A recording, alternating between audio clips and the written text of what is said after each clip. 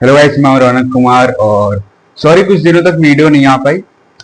ठीक है, मैंने आपको इशू बताया था, मेरे भी एग्जाम चल रहे हैं और हमारी टीम ने वो ड्रॉप कर दिया था मैसेज आप लोगों को कि हाँ वीडियो क्यों नहीं आ पा रही है, क्या प्रॉब्लम है, क्या इशू है, सब ड्रॉप कर दिया था हमारी टीम ने। आप अगर चेक करोगे लास्ट वीडियो में तो उसमें ड्रॉप है। ठीक है, तो देखो अब हमें जो करना है ना, देखो जितना लेट हम कर रहे हैं ना अभी इस चैप्टर पे force and the laws of motion, अगर आपका रेगुलर क्लास ले तो आपका रेगुलर क्लास लेते टाइम ना तो आपका करीबन एक हफ्ते के अंदर अंदर ये चैप्टर खत्म। मतलब एक हफ्ते के अंदर अंदर ये बस पूरा कंटेंट खत्म नहीं, एक हफ्ते के अंदर अंदर आपका ये चैप्टर भी खत्म हो जाएगा, आपका क्वेश्चन आंसर भी खत्म हो जाता, पीवाईक्यू क्वेश्चंस भी खत्म हो जाते, एक्स्ट्रा क्वेश्चंस भी खत्म हो जाते, सब कुछ खत्म हो जाता। बस थोड़ा सा टाइम नहीं मिल पा रहा है और एग्जाम चल रहे हैं मेरे। ठीक है, देखो मेरा अभी कल मंडे को मेरा पेपर है, तो आज सैटरडे, तो आज मैं आपकी क्लासेस ले रहा हूँ। ठीक है, मैं कोशिश करता हूँ कि आपकी क्लासेस जल्दी जल्दी ले लूँ। ठीक है, ये कंटेंट जल्दी खत्म हो जाए, फिर हम आगे करेंगे ना, केमिस्ट्री करना है, हमें बायोलॉजी करना है। बायोलॉजी आप लोगों को टिश्यू पढ़ाना है मुझे अभी बायोलॉजी में। अभी मैं आपको टिश्यू पढ़ाऊंगा क्योंकि मैंने आपको सेल वाला चैप्टर पढ़ा दिया था।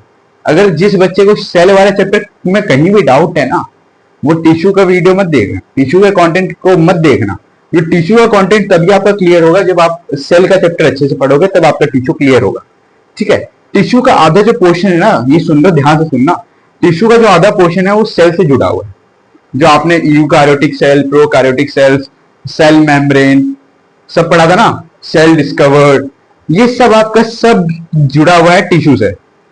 परमानेंट टिश्यू है, परमानेंट टिश्यू वगैरह के बारे में आप पढ़ोगे। ठीक है, लीफ में कैसे टिश्यूज होते हैं, वो सब के बारे में आप पढ़ोगे टिश्यू वाले चैप्टर पे। लेकिन मैं आपको दोबारा बोल रहा हूं, अगर आपने वो वाला चैप्टर नहीं देखा है सेल वाला, तो सेल वाले के लिंक मैं ड्रॉप कर दूंगा कमेंट सेशन में, उसमें आप देख लेना। लेकिन बिन सेल वाले चैप्टर को देखे बिना प्लीज टिश्यू चैप्टर मत देख। कई बार कई स्कूल में मैंने देखा है, आजकल मैंने देखा है कई कई पुराने स्कूल्स है, मतलब मुझे पता तो नहीं है वैसे स्कूल्स के नाम, वैसे सुने हैं मेरे बच्चे से कि उनके स्कूल वालों ने क्या किया, सेल वाला जो चैप्टर है उसको स्टार्ट करने से पहले टिश्यू पढ़ा दिया।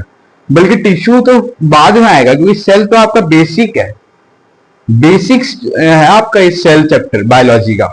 बायोलॉजी में आपको कम चैप्टर्स है, इंप्रूवमेंट का चैप्टर है, सेल चैप्टर है, और ये क्या बोलते हैं उसको, सेल चैप्टर वगैरह है।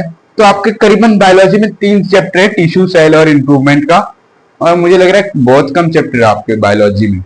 हाँ, आपका बायोलॉजी का पोर्शन जो है वो जल्दी खत्म कर दूंगा मैं आपको। मुझे जो पढ़ाना है वो आपको बस ओनली 1 चैप्टर पढ़ाना है, टिश्यू। तो टिश्यू का चैप्टर हम खत्म कर देंगे क्योंकि आपने ऑलरेडी आपने सेल चैप्टर पढ़ रखा है।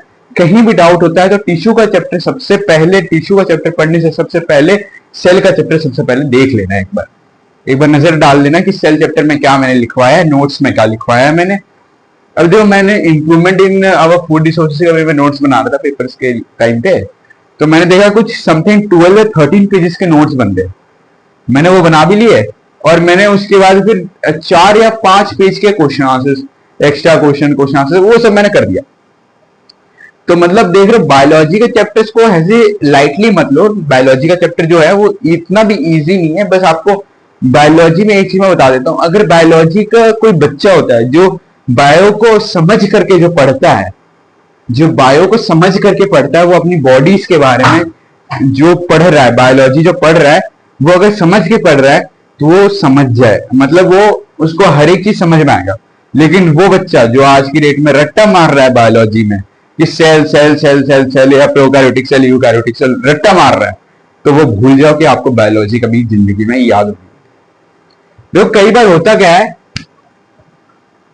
पीसीबी वाले बच्चे क्या करते हैं ना, भाई हमें फिजिक्स भी बहुत अच्छी आती, केमिस्ट्री भी बहुत अच्छी आती, बायोलॉजी में तो इंटरेस्ट है। बायोलॉजी हमने 9th में पकड़ा है, 9th से अभी तक हम पढ़ते हुए आ रहे हैं, तो हम 11th में भी पीसीबी लेंगे नहीं।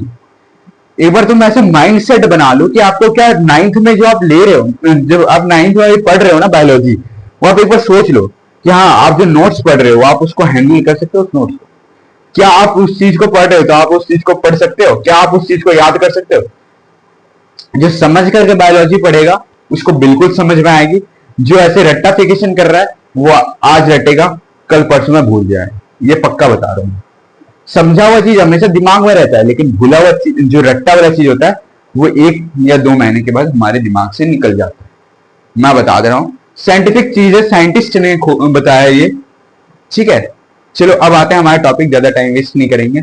फिजिक्स का पार्ट जल्दी खत्म करना है हमें, क्योंकि मैंने बताया आपको बायोलॉजी का पार्ट में मुझे स्टार्ट करना है, टिश्यू चैप्टर, इसलिए। चलो, कॉन्सेप्ट ऑफ इनर्शिया। इनर्शिया के बारे में मैंने बता दिया सब कुछ, न्यूटन्स के बारे में बता दिया था, न्यूटन्स के बारे में कि सेब गिरा, वो हुआ, उस कारण से आपका न्यूटन्स का लॉ बन गया, वगैरह सब बता दिया मैंने आपको, लास्ट क्लास में बताया था ना।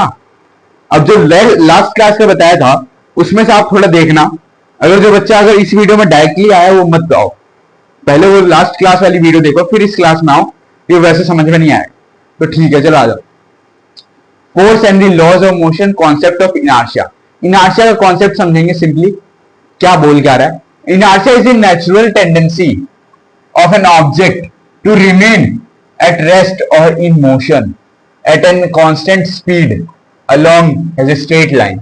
बोला है कि इनर्शिया एक नेचुरल टेंडेंसी होता है किसी भी ऑब्जेक्ट का जो रिमेन रेस्ट पे हो और यह मोशन में है, ये कांस्टेंट स्पीड में होता है एक स्ट्रेट लाइन पे। अगर हम अदर वर्ड से समझे तो जो टेंडेंसी होता है ऑब्जेक्ट का, वो रेसिस्ट करवाता है किसी भी अटेम्प्ट को चेंज करने के लिए उसकी वेलोसिटी को और इनर्शिया। ठीक है, कॉन्सेप्ट ऑफ इनर्शिया में कहीं डाउट है? डाउट है जल्दी लिख दो, कमेंट में लिख दो, कहीं डाउट है तो लिख दो, कहीं भी डाउट है तो। बेशक मैं अभी दोबारा समझा देता हूं। इनर्शिया जो होता है वो नेचुरल टेंडेंसी होता है किसी भी ऑब्जेक्ट का जो रिमेन रेस्ट पे हो और वो कोई भी मोशन में हो, वो एक टाइप का नेचुरल टेंडेंसी